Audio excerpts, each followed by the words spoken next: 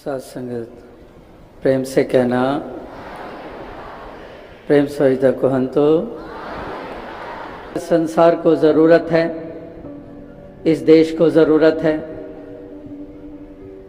संसार को ज़रूरत है इस मानव भाईचारे की, इस देश को ज़रूरत है भाईचारे की। इंसान इंसान का बैरी क्यों रहे, इंसान इंसान के साथ दुर्व्यवहार क्यों करे, इंसान इंसान को जाति के लिहाज से नीची दृष्टि से क्यों देखे, इंसान मज़ो मिल्लत की दीवार खड़ी करके हिंसक रास्ते पे क्यों चले। सहनशील बनकर एक दूसरे के काम आने के जज्बे रखते हुए इंसान अगर इस धरती पे विचरण करें तो इस संसार का स्वरूप सुंदर बन पाए और इस देश को भी और मजबूती मिल पाए। लेकिन जहाँ पर हम संसार के इंसानों की मनोवस्था देखते हैं, इंसान मिलजुल कर चलने को तैयार नहीं है, इंसान संकीर्णताओं में लिप्त है, खुदगर्जियों में लिप्त है, अभिमान में चूर है और इस प्रकार से जाति, मज़हब, संस्कृतियाँ, कल्चर्स, भाषाओं, प्रांतों, मुल्कों के दायरों में बंधा हुआ एक बटा हुआ इंसान बन के रह गया है। जहाँ पर गुरु पीर पैगंबरों ने जुड़ने और जोड़ने की बात कही, जहाँ पर सभी वलियों गुरु पीर पैगंबरों ने हर युग में इंसान को यही पैगाम दिया कि हमने मिलजुल कर इस जीवन के सफ़र को तय करना है, एक पीसफुल कोएग्जिस्टेंस, कि हमने कोएग्जिस्ट करना है at the same time peacefully, not just coexisting. People are coexisting while fighting. We have to coexist peacefully. कि एक शांति के साथ हमने मिलजुल कर इस जीवन के सफ़र को तय करना है, एक दूसरे की कदर करनी है, एक दूसरे की भावनाओं की, एक दूसरे की ऐसी एक फीलिंग्स की कदर करते हुए हमने इस तरह से अपने आप को ब्लेंड करना है। अनेकता में एकता इसी को ही कहते हैं। अगर एक फूल दूसरे फूल की कदर करना छोड़ दे, कई दफ़ा दास ने मिसाल दी कि फूलों के से सजी हुई क्यारी, किसी गार्डन में हम जाते हैं, बाग में जाते हैं, वहाँ पर क्यारी है, फूलों की क्यारियाँ हैं और एक ही क्यारी में अनेकों प्रकार के फूल नज़र आ जाते हैं, लेकिन कभी भी उस क्यारी में एक प्रकार के फूल ने ये नहीं कहा दूसरे प्रकार के फूल को कि तू इस क्यारी से बाहर निकल जा या फिर उसको नष्ट करने में लग जाए। वो एक दूसरे को सहते हैं, एक दूसरे की कदर करते हैं, एक दूसरे की खूबसूरती को एक्नॉलेज करते हैं और इस प्रकार से वो उस क्यारी का सुंदर रूप, बाग का सुंदर रूप बनते हैं। अनेकता में एकता का वो स्वरूप सुंदर बनता है। तो इस तरह से महापुरुष संतजन भी अनेकता में एकता की बात कर रहे हैं। इसी प्रकार से ऐसी एक महक और सुगंध, अलग अलग रूप, अलग अलग ऐसे स्वरूप ये हमें देखने को मिल रहे हैं। लेकिन ज़रूरत इस बात की है कि सुगंध ही फैलाई जाए, चाहे बंगला हो, चाहे उड़िया हो, चाहे पंजाबी हो, चाहे सिंधी हो, चाहे गुजराती हो, चाहे कश्मीरी हो, चाहे मिडिल ईस्ट का हो, कहीं का हो, ज़रूरत है महक ही फैलाने की, एक दुनिया को खूबसूरत बनाने की।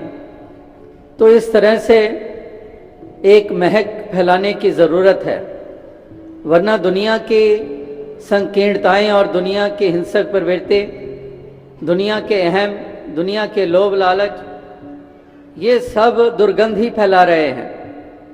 एक दुर्गंध वातावरण को किस तरह से एक बोझल बना देता है, लेकिन सुगंध वो चारों तरफ सुकून प्रदान करती है। तो ये सुकून प्रदान करने वाली सुगंधी ये इसी सहनशीलता के कारण है, ये प्यार के कारण है, ये मिलवर्तन के कारण है, ये यूनिटी के कारण है। और दुर्गंध है नफरतों के कारण, ईर्ष्या के कारण, लोभ और प्रलोभनों के कारण ये दुर्गंध ये संसार में बोझल बनाए हुए है वातावरण को। तो इसलिए महापुरुष संत जनों का कथन वो यही है हमेशा से कि हमने ऐसी भावनाओं से युक्त होना है जो भावनाएं हमें भी सुकून दें और औरों को भी सुकून देने वाली बने। इस मन में ऐसे भाव ही स्थापित हों जो भाव उत्तम माने गए हैं संतों, गुरु, पीर, पैगंबरों के द्वारा।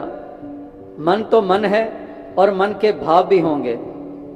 अगर मन है तो मन के भाव भी होंगे, अगर दिमाग है तो दिमाग के विचार भी होंगे। तो जहाँ पर दिमाग के विचार वहाँ पर मन के भाव, तो दोनों में ही शुद्धता चाहिए। मन के एक दिमाग के विचार भी वो भी कल्याणकारी हों और मन की भावनाएं भी कल्याणकारी हों अपने लिए और औरों के लिए।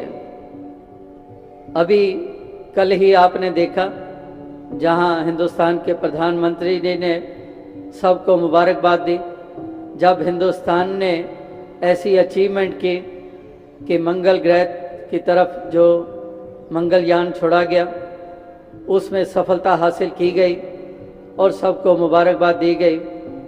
तो ये भी एक पहलू है, एक ऐसा पहलू जो इंसानों के काम आ सकता है, दुनिया के काम आ सकता है, जिसमें हिंदुस्तान में भी ऐसी कामयाबी करके दिखाई। लेकिन एक दूसरा पहलू भी है, दास विचार और भावनाओं की बात कर रहा है।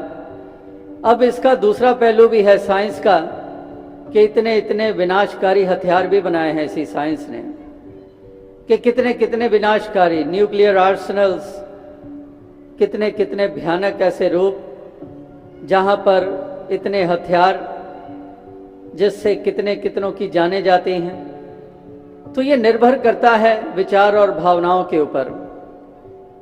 तो महापुरुष संत जनों का कथन कि अगर हमारे विचार इस दिमाग में भी एक कल्याणकारी होंगे तो हम हर वो कार्य करेंगे, दुनिया को वो देन देंगे जो कि भलाई के रूप में है।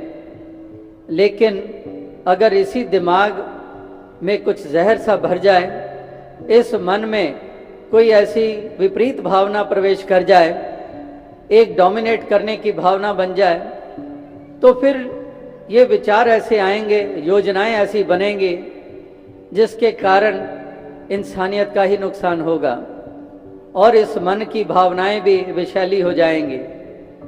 तो इसलिए दोनों की शुद्धता की जरूरत के ऊपर महापुरुषों ने ये जोर दिया है कि विचार भी पावन हो और मन में भाव भी प्रेम करुणा वाले हों, दया वाले हों, मिलवर्तन वाले हों। कहीं पर भी एक विषैलापन ना हो, एक जहर ना हो, विषैला ना हो। जहर हम जानते हैं, एक तरफ जहर और एक तरफ अमृत हुआ करता है। जहर जान ले लेता है और अमृत प्राण दे देता है। तो हमने अमृत का रूप बनना है, ना कि जहर का रूप बनना है, एक अमृत का रूप। लेकिन संसार की हालत हम देखते हैं कि कितना विषैलापन है। और मिसाल महापुरुष देते हैं, एक जब सज्जन प्रवृत्ति और भक्त प्रवृत्ति की तुलना जब साकत प्रवृत्ति और एक मनमत वाली प्रवृत्ति से की जाती है तो उसमें इस कदर एक मिसाल देकर एक ऐसा एक रूप सामने रखा जाता है, अवस्था का जिक्र किया जाता है कि एक गाय होती है, गाय को सूखा घास भी दे तब भी वो अमृत जैसा दूध देती है। लेकिन अगर सांप को अमृत जैसा दूध भी दें फिर भी वो जहर देता है। दोनों में कितना अंतर है। एक को सूखी घास मिली, यानी कि दुनियावी दृष्टि से देखें कि वो रूप इंसान का जिसको मजबूरियां भी हैं, दुनियावी बहुत ऐसी सामर्थ्य भी नहीं है, लेकिन फिर भी वो डस नहीं रहा है, वो जहर नहीं दे रहा है। वो चाहे कुटिया में रहता है, झोंपड़ी में रहता है, लेकिन वो जहर नहीं दे रहा है, वो अमृत देता है, प्यार देता है। और दूसरी तरफ दुनिया की अवस्था का जिक्र किया है कि इंसान को चाहे सुंदर दातें भी प्राप्त हो जाएं, लेकिन फिर भी वो डसता ही रहता है। वो जहर ही बांटता रहता है। इस प्रकार से दोनों में कितना बड़ा अंतर है। तो इसलिए महापुरुषों ने हर इंसान और हर मानव को यही एक प्रेरणाएं दी हैं कि हे इंसान, तुम भी विचार करो, तुम भी सोचो कि तुम किस कतार पे खड़े हो, तुम किस रास्ते पे चल रहे हो, तुम्हारी कौन सी एक अवस्था है, तुम्हारी दृष्टि कैसी है, तुम्हारे जीवन की चाल कैसी है। ये अपने ऊपर विचार करो, अपने आप का मूल्यांकन करो, अपने आप का एनालिसिस करो। जैसे कि आईने के सामने खड़े होकर अपने चेहरे के बालों को, वस्त्रों को देखते हो और थोड़ा सा भी वहीं पर कुछ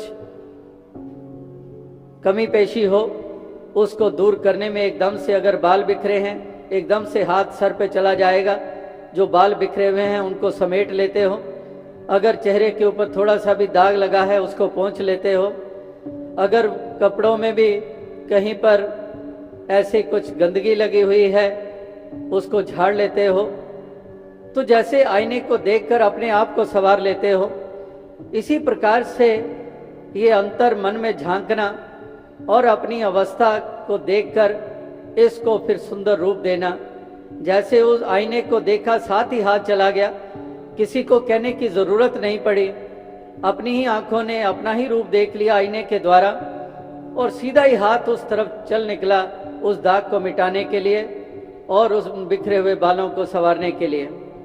इसी प्रकार से जब हम अपने अंतर झांकते हैं तो फिर हमें पता चलता है कि हम कहाँ खड़े हैं, हमारा क्या विचार चल रहा है, हमारी भावनाएं क्या ऐसी हैं और उन्हीं भावनाओं के अंतर्गत हमारे कदमों ने बढ़ना है। इसलिए हमारी भावनाएं अगर सुंदर हो जाएं, अगर हमारे विचार ही सुंदर हो जाएं, तो ये फिर हमारे कदम वो विनाश के लिए नहीं बढ़ेंगे, वो कल्याण के लिए बढ़ेंगे, वो किसी के काम आने के लिए बढ़ेंगे। फिर हमारे धन का भी सदुपयोग होगा और तन का भी सदुपयोग होगा, हमारे विचार का भी सदुपयोग होगा। तो इसलिए ऐसे सदुपयोग के लिए ही महापुरुषों ने इन तमाम तन मन धन की जो दातें दातार ने दी हैं, इनकी महत्ता जानी है, मानी है। अगर सदुपयोग नहीं है तो फिर ये तन भी बेमाने है, इसका भी कोई मोल नहीं है। वैसे तो एक संत और भक्त के शरीर के बारे में भी हम कहते हैं कि 5 तत्व का पुतला है, ये खाक का पुतला है। जैसे महापुरुषों ने कहा है कि खाकी खाक स्यों रल जाना, तू कदे ताहों से आना। कि एक पंजाबी में सूफी संतों ने कहा कि खाकी खाक स्यों रल जाना, तू कदे ताहों से आना।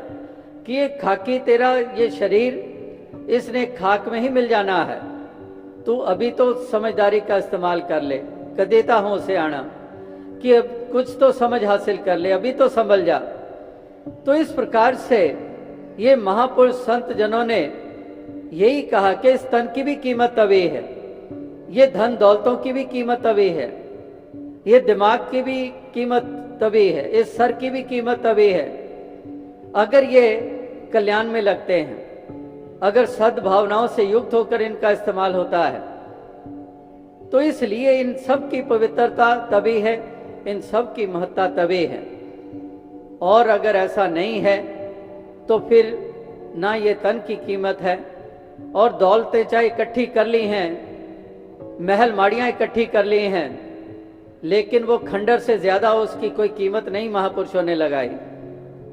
कि कहने को कह रहा है कि ये मेरे बड़े आलीशान महल हैं, लेकिन तेरी भावनाएं उत्तम नहीं है, तेरी सोच उत्तम नहीं है, तेरा जीवन उत्तम नहीं है, दूसरों के रास्ते में कांटे बिछाने में ये लगा हुआ है, तो फिर वो तेरा महल महल नहीं है, वो खंडर से भी बदतर उसकी अवस्था है, उसका दर्जा है, वो कोई महल नहीं है। तो इस प्रकार से ये महापुरुषों ने कितनी परिभाषाएं ये बताई हैं कि महत्ता किसकी है, अमीरी कौन सी है, इंसानियत किसको कहते हैं, धर्म सच्चा कौन सा है। ये सब परिभाषाएं ये महापुरुषों ने जो बताई हैं उसी की तरफ हमने ध्यान देना है। हमारे पास परिभाषाएं हैं वो संसार वाली हैं, वो अज्ञानता वालों वाली हमारे पास परिभाषाएं हैं, पैमाने हमारे पास वही हैं, नापदंड वही हैं, लेकिन जो संतों के पैमाने हैं, जो गुरु पीर पैगंबरों की परिभाषाएं दी गई हैं सब चीजों के प्रति, वो कुछ और हैं और उसी से नबेड़े होते हैं, उसी से ही कल्याण होता है। वो परिभाषा ही ठीक बैठती है इस जीवन को और संसार को संवारने के लिए। उसके ऊपर जो खरा उतर जाता है, उसके ऊपर जो पूरा उतर जाता है, वो वास्तविकता में उसका दर्जा वो बहुत ऊंचा हुआ करता है। तो ये एक इंसानों को संदेश और पैगाम ये दिया जा रहा है कि इंसान ऐसे एक जीवन को प्राप्त किए हुए हैं, ऐसे उत्तम जन्म को प्राप्त किए हुए हैं, तो इनका कर्म भी ऊंचा हो, इनकी चाल भी ऊंची हो, ये जानवरों से भी बदतर हालत वाले ना बन जाएं, ये जानवरों से भी नीची अवस्था वाले ना बन जाएं, ऐसे खूंखार ना बन जाएं जैसे कि बने हुए हैं। जैसे एक अंग्रेजी की पंक्ति चंद दफा दास ने दोहराई, लिखने वाले ने लिखा कि the more I see of man the more I admire the dog, कि जितना मैं इंसान को देखता हूं उतना ज्यादा कुत्ते के लिए मेरी कदर और बढ़ जाती है, कि वहां कुत्ते में कहीं वफादारी तो है, यहाँ इंसान का कैसी गिरावट है कि किस कदर वफादारी इसमें नजर नहीं आती है। ये तो कोई इसको रहने के लिए ठिकाना भी दे दे, उसको ही घर से बाहर निकाल देगा। एक वो पंक्ति दास ने कई दफा दोहराई कि एक कहावत मशहूर है, नेकी कर और कुएं में डाल, नेकी कर और कुएं में डाल। इसका भाव है कि किसी पे एहसान कर लेकिन उसको जता नहीं, नेकी कर और कुएं में डाल, ये कहावत है। लेकिन आज इंसानों की गिरावट इस प्रकार से दर्शाई जाती है कि नेकी करने वाले को कुएं में डाल, कि जो तेरे साथ भला कर रहा है उसी को कुएं में डाल दे, जो तुझे कुएं से डूबने से बचाकर बाहर निकाल रहा है उसी को ही कुएं में धकेल दे। ये आज संसार की गिरावट है, आज ये इंसानों की गिरावट है। थोड़े से सिक्कों के लिए, थोड़े से पैसों के लिए, थोड़ी सी शोहरत के लिए, थोड़ी सी जायदाद के लिए, थोड़ी सी ताकत के लिए इंसान किस कदर एक गिरावट की मिसाल देता है कि एक कुत्ता भी इससे बेहतर हो जाता है, कि ये कितना बेकदरा हो गया है, कितना एहसान फरामोश हो गया है कि इंसान एक ऐसी गिरावट की अवस्था में ये आ चुका है। तो महापुरुष संत जनों ने जोर इस बात के ऊपर लगाया कि इंसानी जन्म मिला है, उत्तम जन्म मिला है, तो हमने कर्म भी ऊंचे करने हैं, हमने चाल भी उत्तम चलनी है, और हमने प्यार से जीना है, करुणा से जीना है, दया के भाव से युक्त रहना है, कठोरता और कटुरता को तजना है, और हमने एक सुंदर रूप बनकर इस धरती को सजाना है, इस धरती को हमने संवारना है। तो ये जो बयान दिए गए हैं ये हर इंसान के ऊपर लागू होते हैं, संसार की भलाई के लिए, संसार के उद्धार के लिए। ये महापुरुषों के कथन ये दर्शाते हैं कि हमने किस रास्ते पे चलना है, किस मार्ग पर चलना है, और वाकई ही जो इस रास्ते पे चल निकलते हैं उन्होंने ही आज तक धरती को सजाया है, वही आज तक धरती के लिए वरदान बने हैं, और वर्तमान में भी वही धरती के लिए वरदान होंगे, या भविष्य में वो धरती के लिए वरदान होंगे जो वाकई ऐसी नेकी के रास्ते पे चल निकलेंगे, जो इस प्रभु परमात्मा ईश्वर निराकार इस सत्य का आधार लेकर जीवन को जिएंगे, वही वास्तविकता में धरती के लिए वरदान बनेंगे। और इससे हटकर फिर सभी अभिशाप ही बनते हैं, इस धरती के लिए कलंकित करते हैं तमाम मानव जाति को।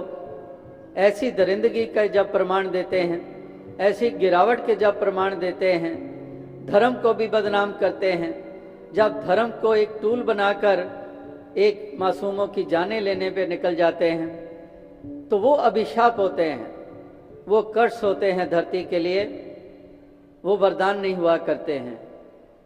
तो एक वरदान बनना है हर किसी ने इस धरती के लिए, तमाम मानव जाति के लिए, और सच्चे धर्म का रूप बनने के लिए, और इंसानी जाति का रुतबा ऊंचा करने के लिए वाकई ऐसी भावनाओं से युक्त होकर ये जीवन की चाल चलना ये बहुत ज़रूरी है। तो अवसर संगत ऐसे ही संदेश, ऐसे ही पैगाम आपने अभी उड़िया भाषा में भी सुने, हिंदी पंजाबी में भी सुना कि किस तरह से ये एक संदेश हम भूल ना जाएं। ये पाठ जो वलियों, गुरु, पीर, पैगंबरों ने हर युग में पढ़ाया, जिस पाठ को इंसान भूल चुका है, ये पुनः याद करे इस पाठ को और फिर ये भी अपने जीवन के म्यार को ये ऊंचा करता चला जाए। आप भक्तजन जिन्होंने इस सत्य को जाना है, ये परमात्मा ईश्वर हरि निराकार को अंग संग जाना है और फिर इसी के रंग में रंग कर, इसी के एहसास में रहकर एक संतों की मति को धारण करके भक्ति भाव से युक्त होकर इस जीवन के सफर को तय कर रहे हैं, तो तभी वास्तविकता में इस जीवन में निखार है, ये जीवन की शोभा बनी हुई है। अभी भी आप भक्ति के रंग में रंगे हुए किस कदर नाच रहे थे, गा रहे थे, भक्ति का दान मांग रहे थे। एक भक्ति की भावनाओं से युक्त होकर भक्त किस कदर दुनिया की कैसी भी स्थितियां हो, लेकिन फिर भी उनके चेहरे के ऊपर एक अलग सा नूर होता है, एक ऐसी आनंद की अवस्था उनकी होती है, क्योंकि भक्ति का रंग चढ़ा हुआ है, इस ज्ञान में रंगे हुए हैं, इस नाम के रंग में रंगे हुए हैं।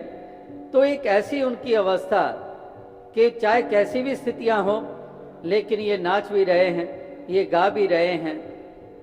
वो शायर का शेर कई दफा दोहराया गया कि या तो दीवाना हंसे, जा जिसे तू तौफीक दे, वरना इस जिंदगी में मुस्कुरा सकता है कौन। कि वरना मुस्कुराना आसान नहीं है, इस दुनिया में रहकर मुस्कुराना इतना सरल नहीं है, और यहाँ नाचने गाने की बात हो रही है। तो ये जैसे कहा है कि या तो दीवाना हंसे, ये आपकी दीवानगी है, ये आपका एक ऐसा मस्ती में चूर होना, इस भक्ति के रंग में रंगा होना, तो ये एक दीवानापन। और या जिसे तू तौफीक दे, ये तौफीक भी तूने देनी है और देता है, ये तौफीक और सामर्थ्य भी तू देता है, ये दीवानगी भी तेरे कारण ही है। जैसे कबीर जी ने कहा कि लोग कहें कबीर बौराना, कबीर का मर्म राम पहचाना। कि लोग कहते हैं कबीर बावरा है, लेकिन ये बावरापन क्या है ये राम ही जानता है, ये दुनिया नहीं जान सकती है, ये संसार नहीं जान सकता है। कबीर का मर्म राम पहचाना, ये मर्म राम ही जानता है, ये बावरापन क्या है ये राम ही जानता है, और किस लिए है ये बावरापन, किसके प्रति है ये वही जानता है, ये दुनिया नहीं जान सकते है। तो इसलिए आप भक्तजन भी इस भक्ति के रंग में रंगे हुए अपने इस जीवन को सहजता के साथ इस जीवन की यात्रा को तय कर रहे हैं, जहां पर एक सहज अवस्था में रहकर ऐसे दिव्य गुणों से युक्त होकर इस जीवन के सफर को तय कर रहे हैं। और दातार शक्ति दे, सामर्थ्य दे, ऐसी ही भावनाओं से युक्त होकर प्यार के साथ, निम्रता के साथ इस जीवन के सफर को तय करते चले जाएं।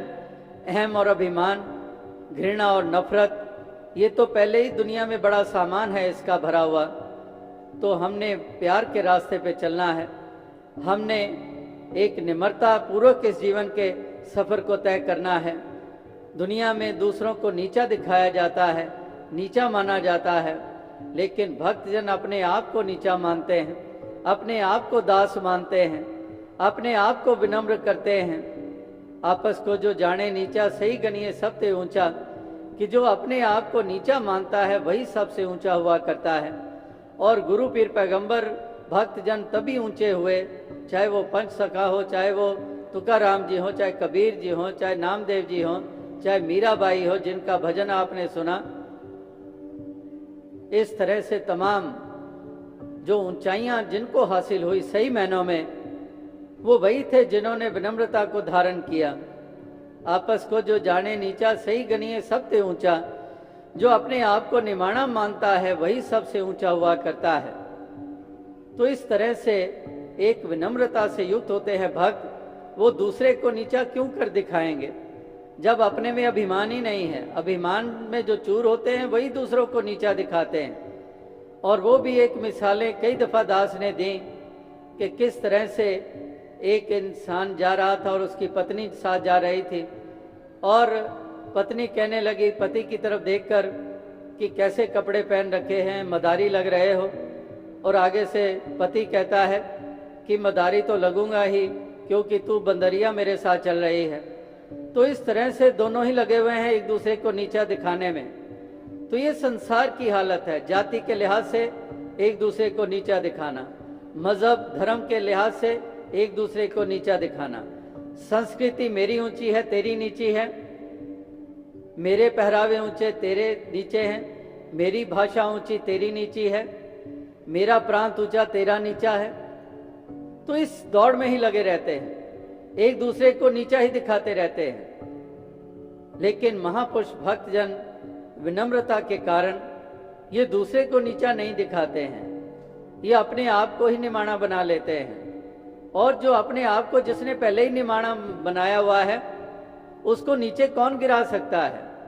जो पहले ही निमाना बना हुआ है उसको कौन नीचे गिरा सकता है? एक अंग्रेजी की कहावत याद आती है कि those who sleep on the floor do not fall from their beds, कि जो जमीन के ऊपर लेटते हैं वो पलंग से गिर ही नहीं सकते हैं। जो पलंग पर हैं वो तो गिर के जमीन पे गिर सकते हैं और चोट लग सकती है, लेकिन जो पहले ही जमीन पे लेटा हुआ है वो क्या गिरेगा? उसको कौन सी चोट लगेगी? तो इस तरह से जो पहले ही हम्बल है, जो पहले ही विनम्र हैं, उनको कौन गिरा सकता है? कोई नहीं गिरा सकता है। इसलिए कोई नहीं गिरा सका भक्तों को, कोई नहीं उनको नीचा कर सका। नीचे तो वो हुए, चाहे राजा व सम्राट हो, चाहे बलशाली हो, मायावी शक्तियां वाले हों, बड़े बड़े हुए, लेकिन गिरना उन्हीं के हिस्से में आया। रावण के हिस्से में गिरना आया तो हनुमान जी के हिस्से में गिरना नहीं आया, क्योंकि वो विनम्र हैं, उनके पास भी शक्तियां हैं, वो भी अभिमान कर सकते थे, लेकिन अभिमान नहीं किया, अपने आप को दास माना और राम जी को ही महत्ता दी। तो इस तरह से अनेकों अनेकों इतिहास या धर्म ग्रंथों में ऐसी ऐसी मिसालें हैं जो हमें सिखाती हैं कि हमने किस तरफ बढ़ना है, हमने कौन सी अवस्था में आना है। तो आओ साथ संगत, दास यही अरदास करेगा कि दातार ऐसी कृपा करे, ऐसी दया करे कि सब के हिस्से में ऐसी अवस्था आए, हर कोई सही मायनों में भक्ति के रंग में रंगा हो, हर कोई अपने मालिक की पहचान करे और हर कोई अपने असली रूप में स्थित हो जाए, और हर कोई इस तरह से विनम्रता पूर्वक इस जीवन के सफर को तय करता चला जाए। यही एक शुभ कामना, यही अरदास, यही प्रार्थना के साथ दास आपसे इजाज़त चाहेगा, क्योंकि समय भी काफ़ी आगे बढ़ चुका है और आप सभी के दर्शन करके बहुत खुशी हुई, बहुत आनंद प्राप्त हुआ। और जैसे दास ने कहा कि ऐसा सुंदर नज़ारा अभी आपने यहाँ पर स्थापित किया, किस कदर एक अद्भुत सा नज़ारा, जो लाखों करोड़ों रुपए लगाकर भी ऐसी खुशी हासिल नहीं हो सकती जैसे कि आप सभी ने ये खुशी बांटी भी है और खुशी प्राप्त भी की है। तो इस तरह से ये निरोल भक्ति के कारण है। आप गीत बोलते हैं, हाय रे के मंत्र कोला के, ये मंत्र कौन सा है? ये मंत्र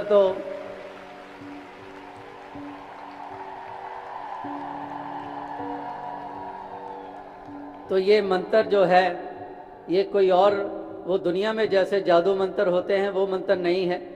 ये मंत्र है तो ये निरोल आपकी भक्ति का ही ये मंत्र है। ये भक्ति ही मंत्र बन जाता है, ये ज्ञान ही मंत्र बन जाता है, ये श्रद्धा ही मंत्र बन जाता है। तो यही मंत्र के अंतर्गत आप सभी ऐसे आनंद की अवस्था में हैं और दातार कृपा करे इसी अवस्था में रहकर आगे से आगे बढ़ते चले जाएं और दातार तन मन धन के सभी को सुख प्रदान करें और जैसे जिक्र हुआ कि 4 बरस के बाद उड़ीसा में आने का मौका मिला है, और पहले जब जब भी आने के मौके मिले कहीं कुछ अधिक दिन भी मिल पाते थे, और कई गांव में कई कस्बों में भी सत्संग करने के मौके मिलते रहे हैं। और रीजनल समागम भी कभी बंगाल कभी उड़ीसा में होते आए हैं, तो ये दोनों में ही यात्राओं में भी वक्फा पड़ गया, और समागम जो रीजनल होते थे उसमें भी वक्फा पड़ गया। तो दातार कृपा करे कि आने वाले समय में इतना वक्फा ना हो और आप सभी के जल्द दर्शन हो पाएँ। साध संगत जी, धन्यवाद।